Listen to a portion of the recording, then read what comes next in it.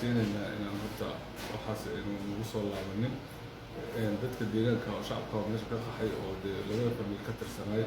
iyagu isdilayay na waxaan leeyahay horta marka koowaad heshiiye oo gacmaha isqabsada oo dagaalka iyo fidnada oo ma fiicnay oo midda qaxa iyo dhibaatada idin keentay iska daayay midda labaadna waxaan rajaynaynaa ilaa idankiis in maaragtay awoodda gacanta ciidamada ay hadda ku jirto oo qof walba oo baqaalkiisa iyo deegaankiisa iyo si nabadgelya ku joogaan saaka waxaad la kulantay odayaasha dhaqanka ee degmada Walaweyn maxaa ka wada hadashaan odayaasha dhaqanka ee degmada Walaweyn waxaa ku wada degmada dhexdeeda waxay ka hadlayeen arrimaha amni darrada iyo yani isbaarooyinka iyo waxyaabaha lamidka ah oo ay ka cabanayeen inaan maaragtay aysan ku soo noqonin oo maaragtay dagaaladii iyo wixii meesha ka dhacayeen ayna mar kale ka dhicin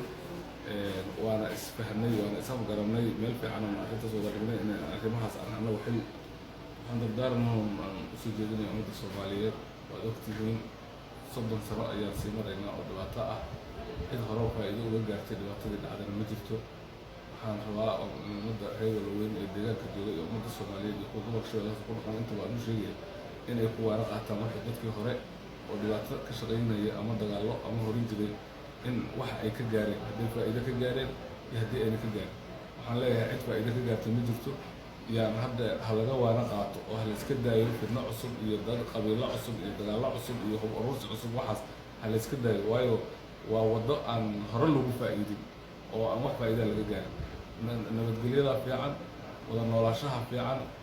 muxuu ahaa arrintaas iyada ah marka waxaan leeyahay odayaasha dhaqanka kuwa diriraya maahan kuwa kale ee deegaanka degan ha ku baxeen mar kastaba haddii wax dhacaan in ay isku dayaan inay dadkaas maaragtay kala dhex galaan